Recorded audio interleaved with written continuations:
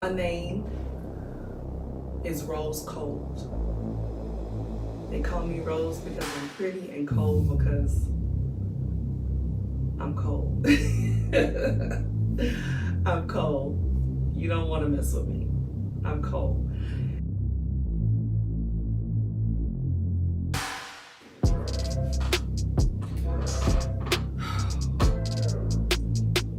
I've been in this game a long time. For a long time. Since I was probably 13 years old. And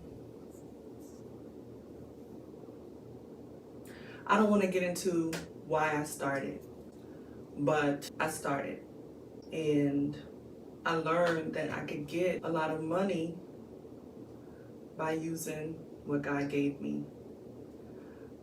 I was always cute, had a nice body, and I grew up poor, so I did what I had to do. But I was a smart girl too. Like, I got pretty good grades. I say that because, you know, people think they know you when they look at you and they see what you do, or they think they know everything about this game, but they don't know.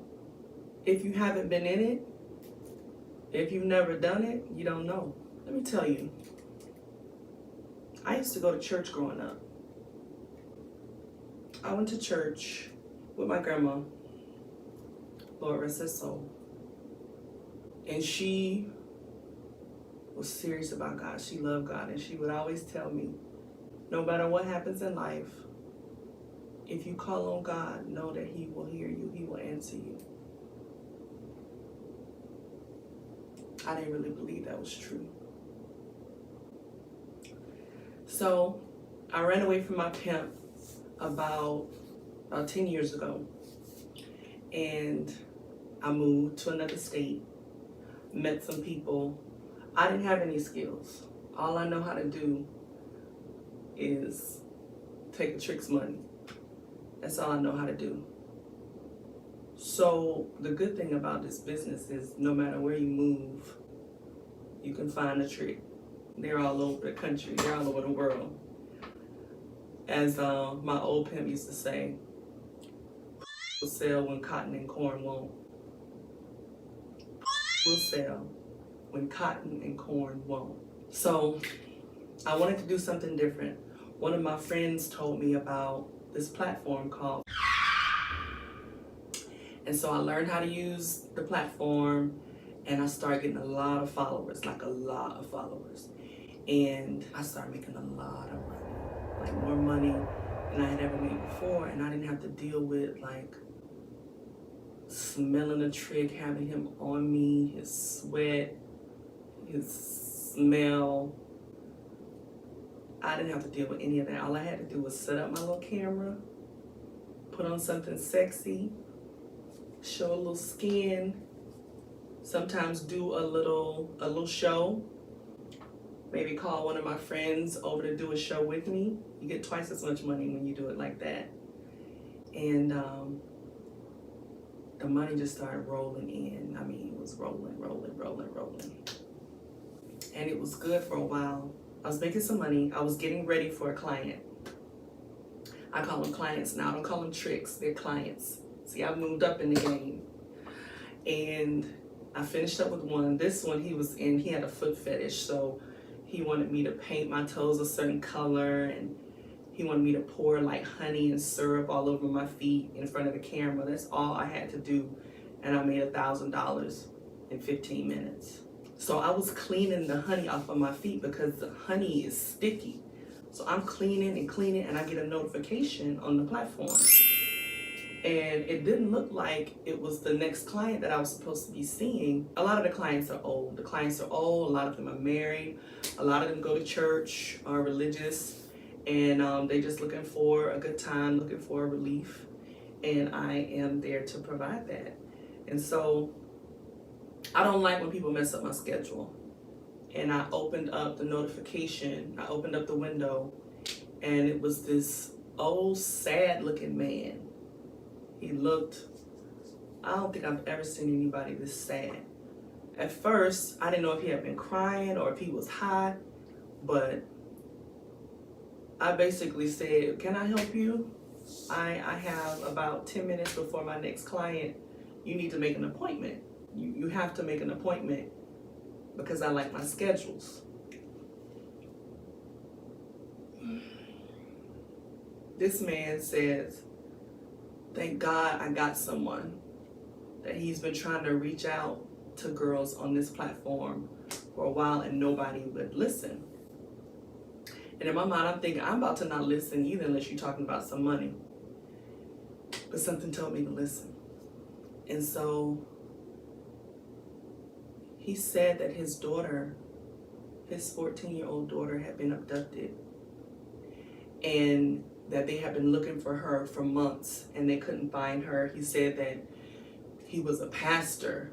And when he said he was a pastor, I almost hung up because I'm like, I don't need anybody judging me. You know, like, what are you doing on here? But it was something about his eyes. I felt like maybe he wasn't lying. At first I thought he was making up a story to get a free show, because people do that. But he said he didn't want a show, he didn't want any of my services, he just needed my help because the police officers had basically given up on the case. Nothing was coming out. So I said, well, what is it that you want me to do? What can I do? I'm a hoe. And see, some people don't like that word. But to me, it just means that I get paid to do stuff that squares do for free. You know, women give their goodies away all the time. And, hold on. Women give their goodies away all the time. Get a cookie away all the time for free. Don't get nothing but a hot, sweaty behind. Can't even pay their car note. Not me. You gotta pay to play with me. So to me, to be a hoe just means that I'm resourceful. Like I told you, I was smart. I used to read all the time. I still do. I know I could have done some other things, but I like money. I'm a little bit older now, so I've been in the game for a minute. To the point where I've kind of started taking other younger girls up under my wing.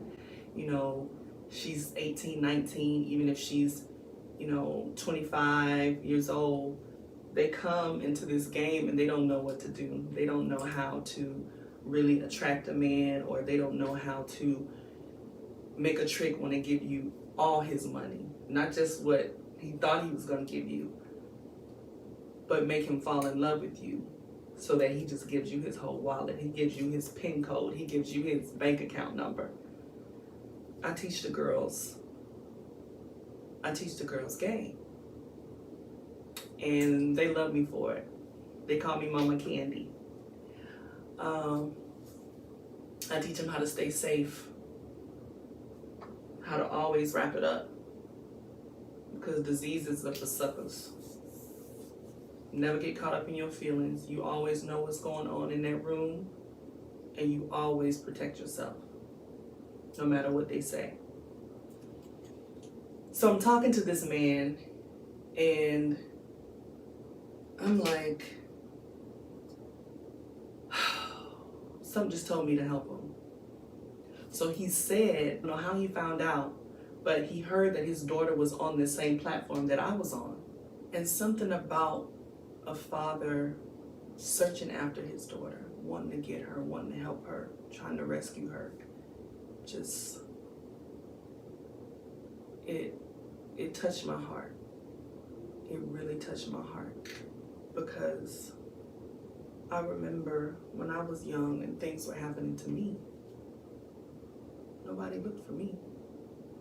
Nobody knew. They acted like They acted like they didn't know. I felt like, how could you not know? But I don't even really think they cared. So to see this father so broken because of his daughter and wanting to rescue her, I had to help him. So we came up with a plan. I told him on the platform there are different groups where you can get together with different girls depending on what the trick's like, if they want, if they have a fetish, if they're into bondage or whatever, and you can link up with other girls and y'all can do shows together and you make even more money, like I told you before. And but this is different because it's illegal to have minors on the platform, but there are some tricks there are some clients who like women who look like little girls. So I said, okay, I know this sex trafficking thing is huge right now. Like, it's a lot of that going on. And I don't have any kids, but if I did, I would do the same thing this pastor was doing. So I put some messages out there to let people know, different platforms and different groups, that I was looking to do a show with a pigtail. That's what we call grown women who look like little girls. We call them pigtails. I said 1 or 2 pigtails. I have a client who wants to show 1 or 2 pigtails. And within 1 week, I got a message back. And the pastor had given me a picture of his daughter, but I was sure that she looked different now, because if this trick got her doing shows and things like that, he probably has her dolled up, he probably changed her look. But I never forget her face.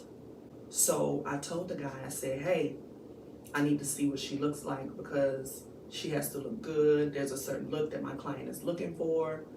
And he showed me a picture of her.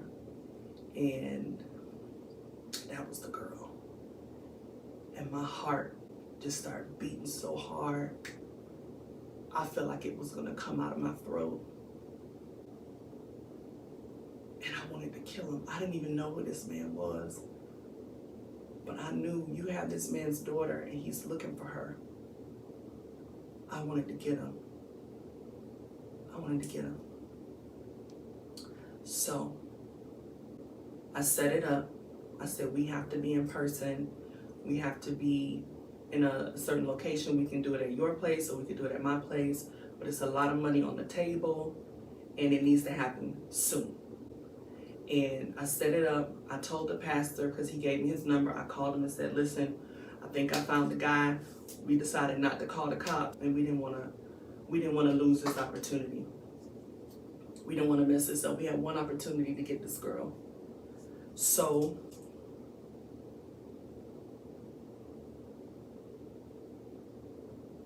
we got in the pastor's car and we drove. It took about 30 minutes to get there. He didn't say anything. To me, I wasn't saying anything. I was really nervous because I deal with tricks all the time. But in my mind, I'm thinking, I have to get to the girl first. In some kind of way, I have to grab this girl. I have to do something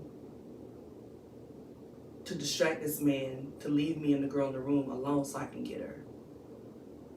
He told me to come alone. So the pastor got in the back seat and he was on the ground. I was driving and I heard him praying and crying. And he was saying, God, please help us. God, please help us. Help me save my baby. And just hearing him cry out to God to help his baby. I remember when I was her age and my grandmother's friend was coming into my room. And I cried because I knew nobody was coming to save me.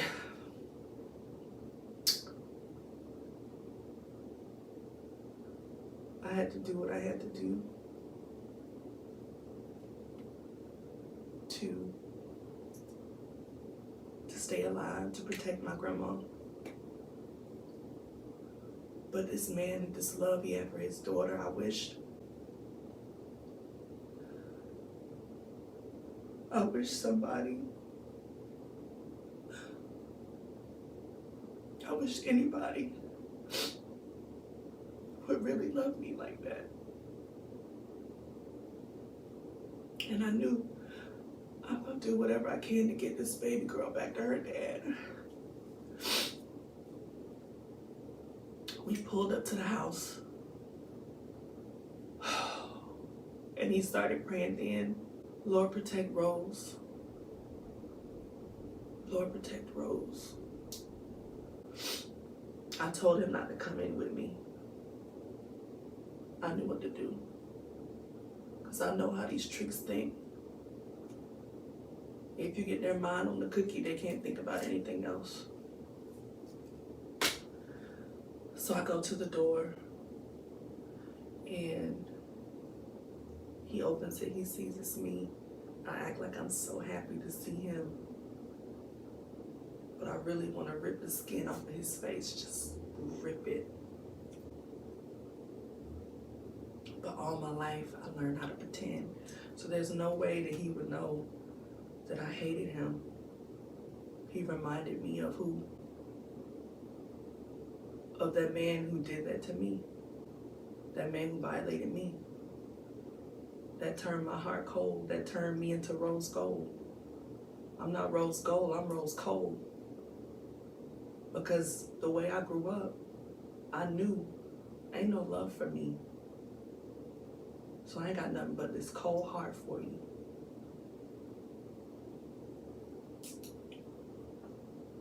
I get in, I don't see the girl anywhere. I start panicking. Because I'm thinking if he tricked me, we gonna fight. He wasn't a very big man, so I knew I could take him. But I didn't want to blow it. I didn't want to jump to conclusions.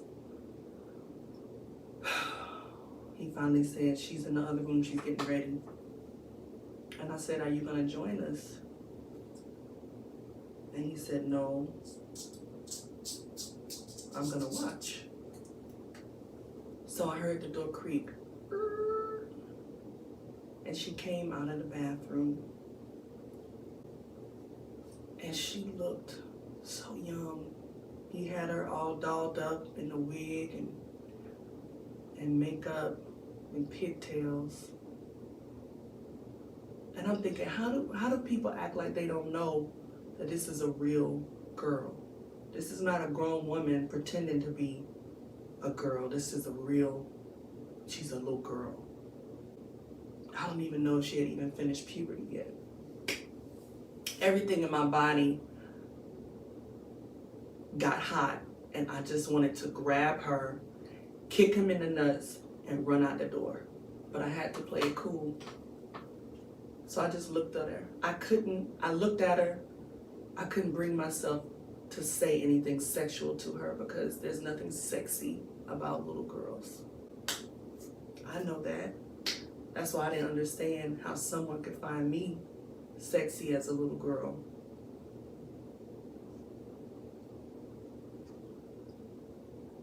God must have been on our side because he went to the other room because I told him I needed a drink. He went to go fix me a drink. He was running his mouth.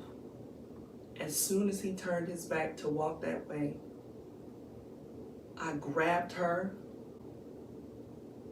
I put my hand over her mouth so she wouldn't scream. And I squeezed her as hard as I could. And I said in her ear, your daddy's outside.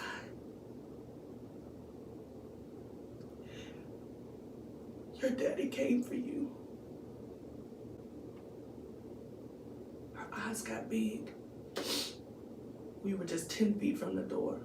I came busting out the door with her in my arm, one arm wrapped around her, one arm running. And I heard the trick over our shoulder say, "Hey, get back here." I've never run so fast. I don't even know if her feet were on the ground. She was so tiny. I think I might have actually been carrying her with one arm and running with the other arm. Open the door, bust out the door. The pastor was in the front seat. The man came running out.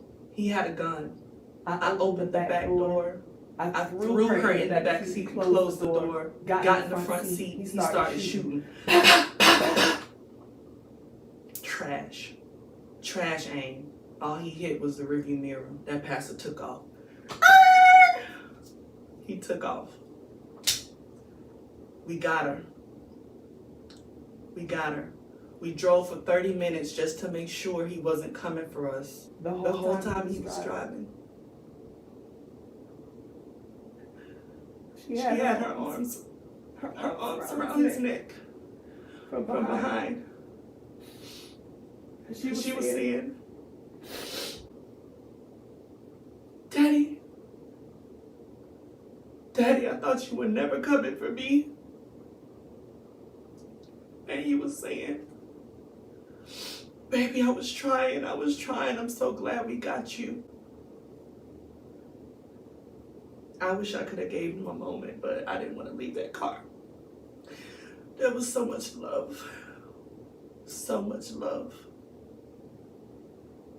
Going from him to his daughter.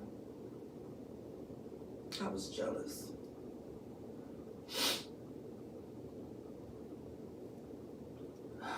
The guy got arrested. We ended up telling the cops where he lived. They went back and got him. They found him. The pastor, we had been talking on the phone a lot, working on our plan to get her, and even after. It was hard to go back to work after that, because just to know that there's people out there on this same platform that I'm on doing stuff like this. He kept talking to me. He said, Rose, you can do better than this. You're so much more than what it is that you're doing. He never tried to hit on me. He never tried to get a show or anything like that. He just said, there's so much more that you can do. He said, God has a plan for you. God has a plan for you. He said, just like I love my daughter, and I would do anything to get to her, God would do anything to get to you. He used me to reach you just like he used you to help me rescue my daughter. And all I could think about was everything I've done.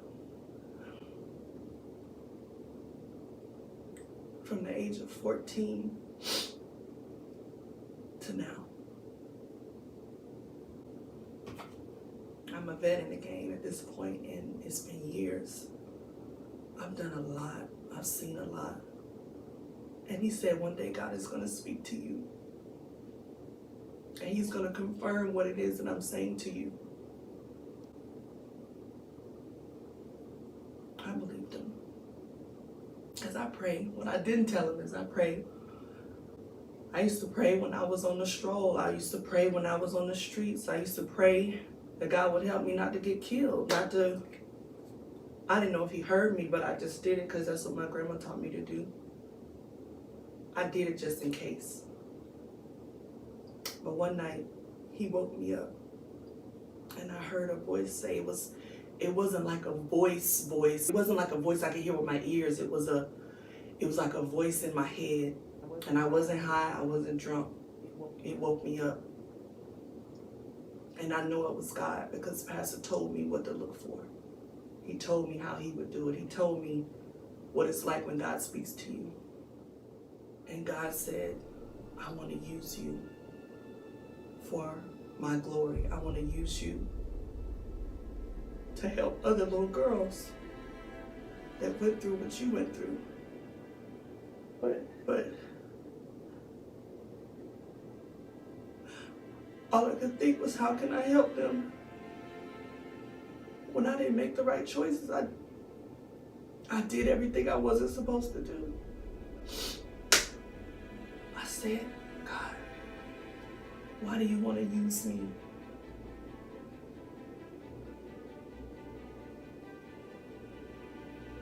I'm no good. I'm no good. I'm no good. I've never been any good. He said,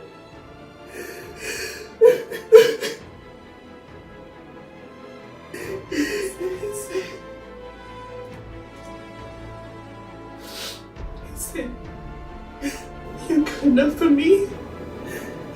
You're good enough for me.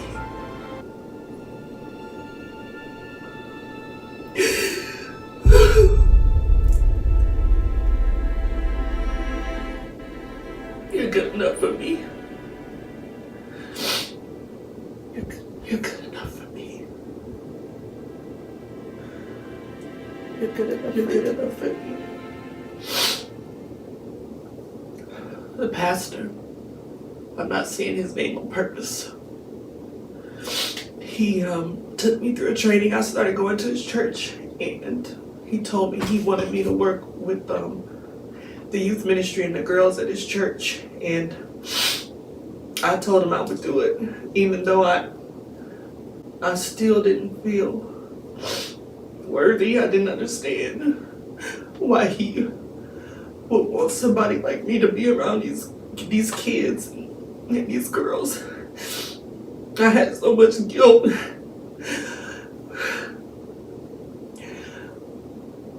My whole identity was wrapped up in being something for men to play with. That was my only value. I didn't know that I had any other value. I didn't know. I wasn't taught that. Nobody told me I was worth anything. Nothing else but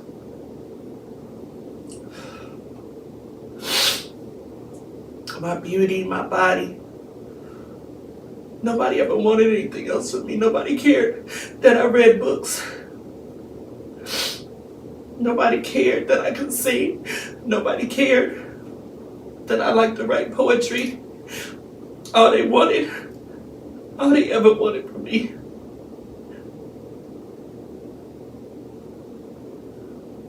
was my body. And now, even though I know that people look at me like trash still, and I'm gonna learn how to dress, I'm gonna learn how to act different and be different one day, but now I present my body as a living sacrifice. I present my body as a living sacrifice, holy and acceptable unto Him, because it's my reasonable service. He saved me. He saved me.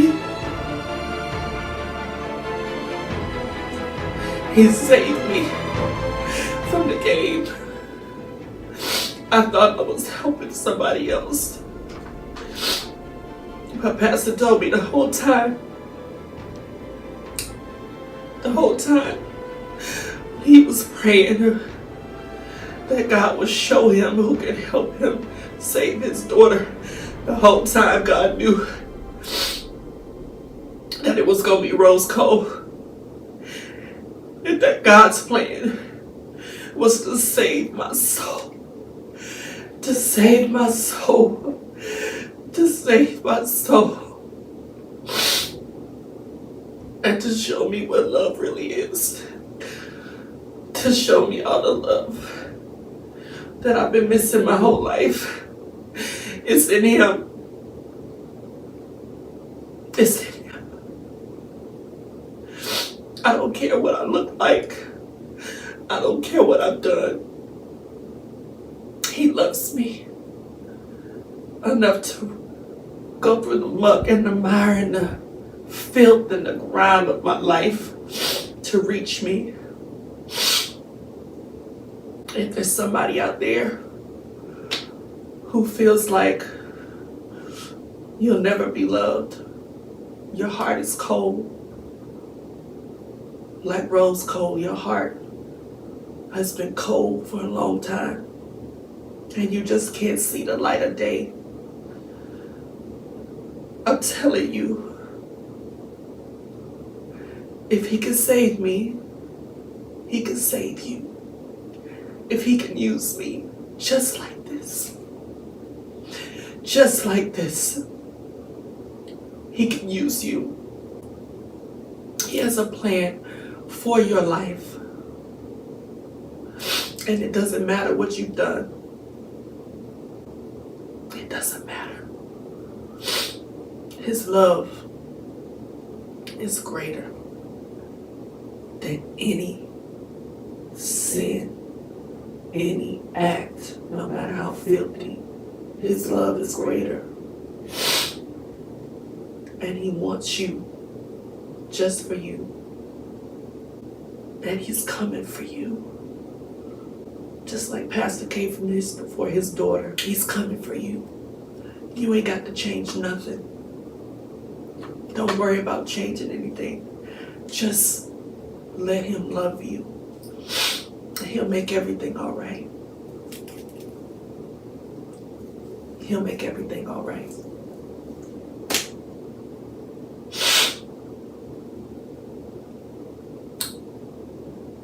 Thank you for letting me tell my story. I would love to hear yours next.